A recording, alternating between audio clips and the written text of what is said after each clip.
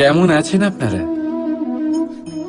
জিজ্ঞেস করলাম এই কারণে, কারণ আজকের দিনে দাঁড়িয়ে আশেপাশে যাকেই দেখছি সে দুঃখী আর ব্যাকুল। সে ভাবে সংসারে সব থেকে বেশি দুঃখ শুধু তার জীবনেই আছে, সব থেকে বেশি সমস্যা তার জীবনেই আছে। সংসারে এমন কেউ নেই যার জীবনে কোনো সমস্যা নেই, আর সংসারে এমন কোনো সমস্যা নেই যেটার সমাধান মানুষের কাছে নেই।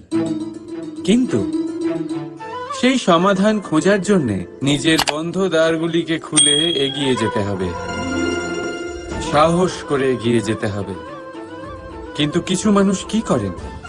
নিজের মাথায় হাত দিয়ে কোনো এক কোণায় বসে নিরাশ হয়ে নিজের ভাগ্যকে তিরস্কার করেন। না, এটা কখনোই করবেন না। কর্ম করুন, এগিয়ে যান, সাহস দেখান, আর সব থেকে জরুরি কথা, সংযম হারাবেন না। কারণ আপনার লক্ষ্য যতই কঠিন হোক না কেন, সেটা অবধি পৌঁছানোর রাস্তা আপনার পায়ের তলা দিয়ে সর্বদাই যাবে। রাধা রাধা। দুঃখ কি, ভয় কি, এদের কিছুটা এইভাবে ভাবা যেতে পারে। জীবনে যখনই আপনি কিছু একটা লাভ করবেন, তখন সেটা হারানোর ভয় তার সাথেই চলে আসে। যেমন আপনি যদি ধন অর্জন করেন, ধন হারানোর ভয় তার সাথেই চলে আসে। সম্পত্তি অর্জন করলে সেটা লুট হবার ভয় তার সাথেই চলে আসে। আর এটা জীবনের সাথেও হয়। যেই মুহূর্তে আপনি জন্ম নেন, মৃত্যুর ভয় তার সাথেই চলে আসে। জন্ম না নিলে মৃত্যু কিভাবে হবে? মৃত্যুর ভয় কোথা থেকে আসবে? এবার এই ভয় কি সেটা আপনাকে বুঝিয়ে বলি। এই ভয় যদি মনের মধ্যে থাকে, জীবনে থাকে, তাহলে যা কিছু লাভ করবেন, সুখ, সম্পত্তি, সুবিধা, ধন, এইগুলি লাভ করার একটা আনন্দ থাকে, এদের সাথে জীবনযাপন করার একটা আনন্দ থাকে। এই ভয় সেই আনন্দ আপনার থেকে কেড়ে নেয়। ধরে নিন কাল আপনার মৃত্যু হতে চলেছে। এবার কালকের মৃত্যুর ভয় আজই মনে পুষে রাখলে, তাহলে এই ভয় আজকের সুখ, আজকের শান্তি আপনার থেকে কেড়ে নেবে। ভয় এটাই করে। সেই জন্য মনে রাখবেন, ভয়ের সঙ্গ আপনি ত্যাগ করে দিলে জীবন যাপনের যে সুখ তা চিরকাল আপনার সাথে থাকবে। আসুন আর আমার সাথে ভালোবেসে বলুন, রাধা রাধা। দুঃখ এমন এক অনুভূতি যেটা আমরা চাই বা না চাই, আমাদের জীবনে এটা অবশ্যই আসবে। আমাদের মনকে বিব্রত করে তুলবে, আমাদের মনকে বিচলিত করে তুলবে। কখনো ভেবে দেখেছেন এই দুঃখ আমাদের জীবনে কেন আসে, কিভাবে আসে? যদি আপনি মন দিয়ে চিন্তা করেন, তাহলে আপনি বুঝতে পারবেন যে এই দুঃখের অনুভূতি পরিস্থিতির থেকে বেশি মানসিকতার থেকে বেশি আশেপাশের লোকজনের সাথে জড়িয়ে। কারণ আশেপাশের লোকজনেরাই আপনার জন্য পরিস্থিতি তৈরি করেন, যা ভালোও হতে পারে আবার খারাপও। আপনার আশেপাশের লোকজনেরাই আপনার মানসিকতাকে প্রভাবিত করে, হয় তাকে ভালো করে অথবা খারাপ করে। আমাদের জীবনের অর্ধেক দুঃখ এই কারণে যে আমরা তাদের উপরে আশা রাখি যাদের উপরে কোনো আশা রাখা উচিত নয়, আর অর্ধেক দুঃখ এই কারণে যে আমরা তাদের উপরে সন্দেহ করি যাদের উপর সেটা করা উচিত নয়। তাৎপর্য এটাই যে মানুষকে চেনার চেষ্টা করতে থাকুন। যেদিন আপনি এটা বুঝে যাবেন যে কে সুজন আর কে দুর্জন, সেই দিন এই দুঃখ আপনার জীবন থেকে দূরে কোথাও চলে যাবে। রাধা রাধা। আপনি কি কখনো কোনো জলের ধারা দেখেছেন? তার সামনে যতই মাটি থাকুক না কেন, যতই কাদা থাকুক না কেন, যখন এই জলের ধারা বইতে আরম্ভ করে দেয়, তখন এই কাদাকে নিজেই ধুয়ে নিয়ে যায়। ওই কাদাকে ধুয়ে দেয় এবং নিজের পথ নিজেই তৈরি করে নেয়। তাহলে আপনিও এরকম জলের মতো হয়ে উঠুন। যদি হয়ে উঠতে পারেন, তাহলে নিজের মনের, নিজের ভাবনার, নিজের জীবনের যত অনাবশ্যক তত্ত্ব আছে, অনুপযোগী অংশ রয়েছে, অর্থাৎ অপরিষ্কার অংশ রয়েছে, তা নিজে থেকেই নির্মল হয়ে উঠবে। আর যেরকম জলের ধারা কখনো থেমে থাকে না, সব সময় বয়ে চলে, সেইভাবে আপনিও কখনোই থামবেন না। সব সময় বয়ে চলুন, এগোতে থাকুন। পথে যদি অনেক বিপদ আসে, সমস্যা আসে, থামবেন না, তার উপর নিরন্তর প্রহার করুন, নিরন্তর প্রয়াস করুন আর অগ্রসর হন। আপনি ভেবে দেখুন, এই জলের ধারা কখনো থেমে থাকে না, সবসময় বয়ে চলে। বিপদের সম্মুখীন হয়ে তাকে সাথে বয়ে নিয়ে চলে। সেই জন্য জলের ধারা, প্রবাহমান এই ধারা, এর থেকে কখনো দুর্গন্ধ আসে না, এতে কখনো ময়লা জমতে পারে না, বরং পালিত হয় সুন্দর প্রাণবন্ত জীবজন্তু, যেমন সুন্দর ছোট মাছ। তাই আপনিও এটাই করুন, কখনো থামবেন না, শুধু চলতে থাকুন, জলের ধারার মতো বইতে থাকুন। আপনি আপনার লক্ষ্য অবশ্যই খুঁজে পাবেন, আর তার সাথে নিজের অন্তরের যে মালিন্য রয়েছে তা আপনি নিজেই নিজের থেকে দূরে করে দেবেন। তাহলে আসুন আর আমার সাথে ভালোবেসে বলুন, রাধা রাধা। এই সংসারে আমাদের জীবনের সবথেকে বড় দোষ কি আপনি জানেন? কেউ বলবেন লোভ, কেউ বলবেন লালসা, কেউ বলবেন অসত্য। দেখুন, দুঃখের মূল কারণ হলো পরিশ্রম না করা। কিছু মানুষ ভাবেন যে আমি জীবনে কোনো পরিশ্রম করব না, অথচ আমি সবকিছু প্রাপ্ত করতে চাই।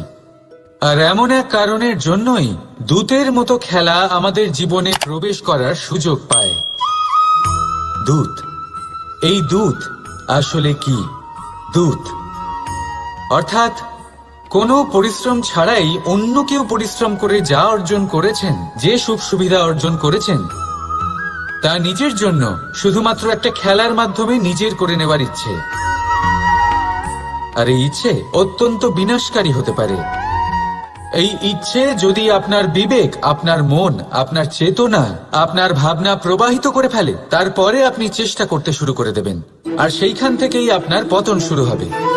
এই চেষ্টা করবেন যে অন্য কারোর জীবনের সমস্ত ধন, তার সমস্ত জীবন সম্পূর্ণভাবে নিজের করে নেওয়ার।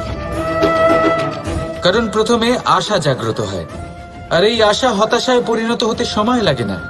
এই হতাশা কুণ্ঠায় পরিণত হতে সময় লাগে না, কুণ্ঠা লোভে পরিণত হতে সময় লাগে না, আর এই লোভ প্রতিশোধ স্পৃহাতে পরিণত হতে সময় লাগে না। আর যখন এই সব কিছু হয়, আপনি দুষ্ট হয়ে যান। আর সবাই জানেন যে প্রত্যেক দুষ্ট ব্যক্তির পতন হলো অবশ্যম্ভাবী। তাই নিজেকে দূতের থেকে দূরে রাখুন আর পরিশ্রমকে নিজের কাছে টেনে নিন। জীবনে আপনার যা যা স্বপ্ন রয়েছে, যা আপনি করতে চান, শুধুই পরিশ্রম দ্বারা অর্জন করুন। তাহলে তাই করুন, আর আমার সাথে ভালোবেসে বলুন, রাধা রাধা। জীবনে সবসময় সেটা হয় না যা আমরা চাই, তেমন ভাবে হয় না যেমন ভাবে আমরা চাই। এবার তাতে আমরা দুঃখ পাই, নিরাশ হয়ে পড়ি, ভাগ্যকে দোষ দিই অথবা অন্য কাউকে বা নিজেকে। কিন্তু সত্যটা কি, সেটা আমাদের জানতে হবে। এই সংসার নির্মিত হয়েছে পাহাড় দ্বারা এবং পাথর দ্বারা, তাই প্রত্যেক স্থানে ছোট ছোট ছোট ছোট নুড়ি পাথর তো অবশ্যই থাকবে। এগুলো এড়িয়ে যাওয়া সম্ভব নয়, আর এই কথাটা আমরা সকলে জানি। এবার এইভাবেই আমাদের জীবনে নানান রকমের সমস্যা লেগেই থাকে। এর হাত থেকে কোনোভাবেই নিস্তার পাওয়া সম্ভব নয়। একটা সমস্যা এড়াতে যান, দ্বিতীয় চলে আসবে, দ্বিতীয় সমস্যা এড়াতে যান, তৃতীয় চলে আসবে। কিন্তু সমস্যা জীবনে থাকবেই, আর আপনাকে সাহায্য করার জন্যই থাকবে কোনো না কোনো রূপে। আপনার চারপাশে পাথর আছে, এটা আপনার উপর নির্ভরশীল আপনি কি করবেন, কোন পথে অগ্রসর হবেন এবং কিভাবে অগ্রসর হবেন। এবার দেখুন, এটা তো সবসময় সম্ভব নয় যে আপনার পদতলে ফুলের চাদর থাকবে, এটা তো অসম্ভব। সেই জন্য উচিত এটাই হবে যে আপনি পাদুকা পরিধান করে জীবনে অগ্রসর হন। এর সারমর্ম এটাই, যখনই জীবনে সমস্যা আসবে দৃঢ় হয়ে সম্মুখীন হন এবং এটা বোঝার চেষ্টা করুন যে এই সমস্যা জীবনে কেন এলো, কি শিক্ষা দিয়ে গেল। আপনার মধ্যে দোষ অবশ্যই থাকবে, তাকে গুণে পরিবর্তিত করুন। এই জীবন আরো বেশি সহজ সরল হবে এবং প্রসন্ন হয়ে বলবে, রাধা রাধা। বিন্দু বিন্দু জলেই সাগর নির্মাণ হয়। এবার এই কথা আমরা সকলে জানি। আপনি কি এই কথাটা জানেন যে ছোট ছোট সুখের দ্বারাই বড় সুখ লাভ করা যায়? একজন বাবাকে দেখুন, সন্তানের জন্ম থেকে তার যুবক হওয়া পর্যন্ত তার সাথে ছোট ছোট সুখ যাপন করেন। এই ছোট ছোট সুখগুলি তাদের প্রেমের সম্পর্কে গভীরতা নিয়ে আসে এবং প্রেমের এই গভীরতা তাদের জীবনে বড় সুখ নিয়ে আসে। এটা ঠিক সেই রকম যেরকম বিশাল এক সমুদ্রে, গভীর এক সমুদ্রে অমূল্য রত্ন খুঁজে পাওয়া যায়। এটাও ঠিক সেই রকমই। সেই জন্য জীবনে বড় বড় সুখের খোঁজ করতে গিয়ে সময় নষ্ট করবেন না। এই যে ছোট ছোট সুখ আছে, এগুলোকে যাপন করা শুরু করুন, এগুলোর আনন্দ লাভ করুন, এগুলো নিয়ে উৎসব পালন করুন, প্রেমের গভীরতা বুঝুন আর এই গভীর প্রেমে মন নিমজ্জিত করুন। তারপরে দেখুন এই মন আর এই জীবন সুপ্রসন্ন হয়ে বলবে, রাধা রাধা। আমাদের মনে যখন কোনো প্রশ্ন ওঠে, কোনো দ্বন্দ্ব জাগে, তখন আমরা যাই আমাদের গুরুর কাছে, আমাদের আরাধ্যের কাছে গিয়ে জিজ্ঞেস করি।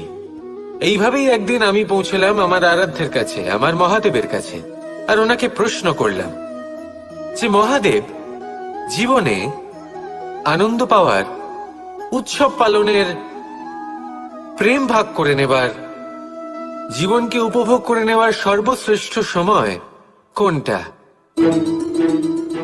মহাদেব হাসলেন আর উনি বললেন, জীবনে উৎসব পালনের সব থেকে শ্রেষ্ঠ দিন হলো মৃত্যুর ঠিক আগের দিনটা। প্রেম ভাগ করে নেওয়ার সব থেকে শ্রেষ্ঠ মুহূর্ত হলো মৃত্যুর ঠিক আগের মুহূর্ত। জীবনকে উপভোগ করে নেওয়ার সর্বশ্রেষ্ঠ প্রহর হলো মৃত্যুর এক প্রহর পূর্বে। তখন আমি চমকে গেলাম। আমি বললাম, কিন্তু মহাদেব, মৃত্যু তো অনিশ্চিত, আমরা জানিও না কবে আমাদের মৃত্যু হবে। মহাদেব আবার হাসলেন। উনি বললেন যে যদি আমরা এভাবে জীবন কাটাই যে আমরা জীবনের প্রত্যেক দিন, প্রত্যেক মুহূর্ত, প্রত্যেক প্রহর শেষ বলে মনে করি, তাহলে আমাদের সমস্ত জীবন আনন্দের সাথেই অতিবাহিত হবে। কি বলেন? তাহলে আপনিও এই কথা মনে রাখুন আর আমার সাথে ভালোবেসে বলুন, রাধা রাধা। ভগবান প্রত্যেক কঠিন পরিস্থিতিতে এই নামই আছে যা আমাদের উপায় দিয়ে থাকে।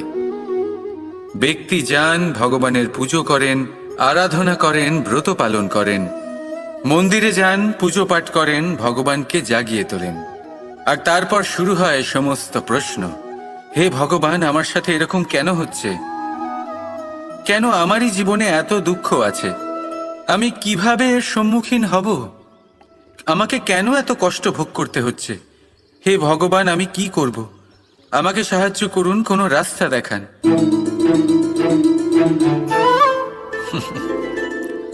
চলুন আমি আপনাকে একটা প্রশ্ন করি।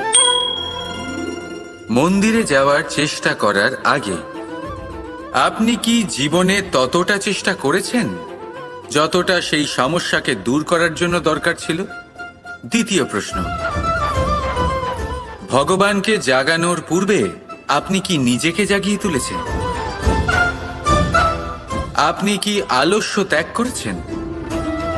তৃতীয় প্রশ্ন, ভগবানকে জিজ্ঞাসা করার আগে আপনি কি নিজেকে জিজ্ঞাসা করেছেন যে আমি কেন এত অসফল হচ্ছি? যদি না করে থাকেন তাহলে সবার আগে এটা করুন। আপনি সমস্ত প্রশ্নের উত্তর পাবেন, সমস্ত বিপদের পরিত্রাণ পাবেন। অন্য কোথাও নয়, নিজের ভেতরে তাকিয়ে দেখুন। চেষ্টা করুন নিজেকে জাগিয়ে তোলার। আপনি সফল অবশ্যই হবেন, কারণ এই পরমাত্মা, ওই পরমেশ্বর, ওই পরব্রহ্ম আপনার মধ্যেই তো আছে। রাধা রাধা।